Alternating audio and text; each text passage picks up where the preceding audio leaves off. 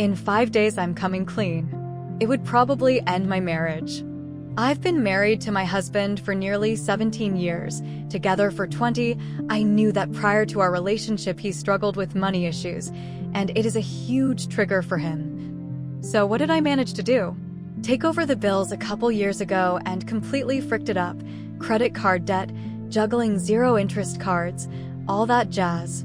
My credit has been on a slow and steady decline. I've been trying to keep things out of his name so his credit is okay. I have so much guilt and shame. I was so stupid to let it happen. I used shopping, expensive hobbies, and poor financial habits as a way to cover up my anxiety and depression. I lost my mom. We've had a lot of medical debt. Travel for my mom and medical reasons, etc. None of those things are excuses for lying to him, though. I am so overwhelmed and guilty. He has no idea. On Friday, we are going to sit down to review finances while our kids are at school, and I am going to come clean.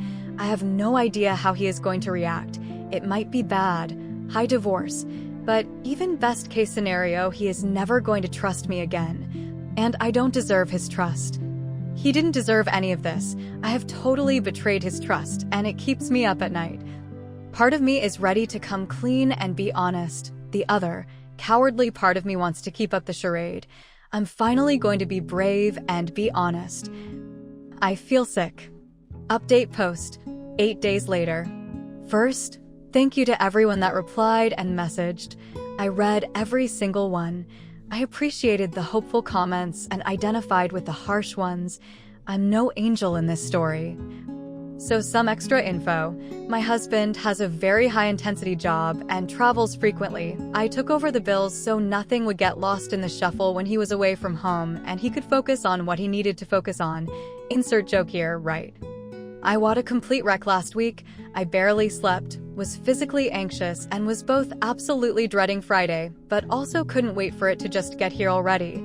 Fortunately, my husband was on a work trip and my kids were busy with basketball, friends, theater, etc., and were barely home. I barely ate and lost like 3 pounds that I've been stuck on. Not recommended for a diet plan. Friday, we plan to each work a half day, then have some lunch and look at our budget for the year. Tax returns were pretty decent and my husband got a good annual bonus, so it made sense to see what was what. He was already talking about throwing some in a CD or investment, and I just felt ill. Friday comes and he comes home with In-N-Out and a chocolate shake for me, and I just lost it, full on sobbing. It freaked the hell out of him and took me like 10 minutes to get myself under control. Then I spilled it all. I started with "I love you" and "I'm sorry" and just let fly. That wasn't my plan. I had a whole thing written down to make sure I didn't miss anything, and it didn't matter at all. To his incredible credit, he just sat there in shock and listened. Then he definitely underreacted and went directly to "we'll fix it together" mode. He wanted some time to absorb what I'd said and then wanted to work through our accounts one by one to see what was actually up, and he wanted to do this alone. Then we'd come up with a plan. I let him be and just did some cleaning and laundry. After maybe 45 minutes, I heard him leave the house with a door slam. I wasn't about to chase him down after he asked for space to process. I did look at the computer, and it was a list of all our outstanding balances. To everyone guessing figures, here you go. I assumed it would be $60K based on my rough math, but I had forgotten a couple I had on autopay. $96,000 in debt that he had no idea about. He messaged me a while later that he was going to stay by his mom for the night and would be back to pack a bag, and that he would rather not talk yet. I respected that and made myself scarce. He came home the next day and we manufactured some time alone to talk by sending the kids out to run errands. The oldest can drive and loves any excuse. The heart-to-heart was basically this: I messed up royally here, but he shouldn't have checked out completely and let it get to this point. He is going to take over our finances. We're going to do a HELOC or second mortgage for all the recurring stuff and buckle down hard. We will review everything together at least twice a month. We will do marriage counseling together. I agreed to absolutely every term and condition. I honestly thought he wasn't going to come back. Things are chilly at best right now, and I am so desperately sorry and sick over the hurt I caused. At the same time, there is a deep sense of relief that, whatever happens, I'm no longer lying about it and everything is out in the open. Maybe he'll still decide that he can't move on, but I'm going to own whatever happens. Story 2. Ada for taking away the keys of our house from my husband's ex-wife. A couple of days ago, I came home from a work meeting and was unpleasantly surprised to find my husband's ex-wife wandering around the house, fresh out of the shower, with only a towel wrapped around her body. I felt absolutely hysterical. Though I didn't show it, she had the keys because her daughter, who is also my husband's daughter, spends more time at our house than at hers, so she occasionally comes to visit her. This time, I didn't hold back. I demanded that she give me the keys and told her she wasn't allowed to come over while I was not home. My husband was asleep in the bedroom and had no idea that his ex-wife was even in the house. When I asked my stepdaughter why her mother had stayed, she simply said that she wasn't planning to leave until her dad woke up. My mind immediately interpreted that as an attempt at seduction. In short, I took away the house keys and told her that it wasn't necessary for her to come see her daughter on weekdays when my stepdaughter went to her house already on weekends. If she needed to come over for something important, she had to ask for permission. She called me crazy, but my husband backed me up, which was the only reason she eventually left without making a scene.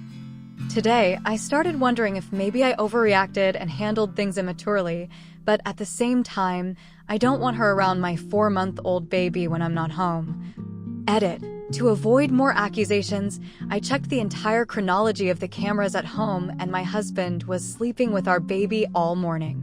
He didn't even know she was home, but he was angrier than me when he saw her and even insisted that we report her. Update. 2 weeks later.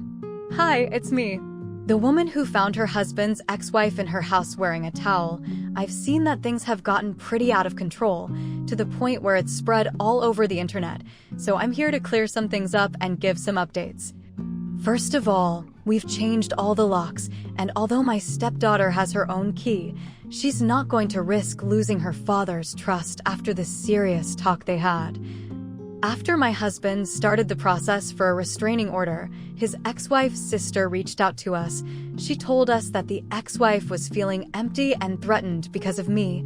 I've been living with my husband in this house for 3 years.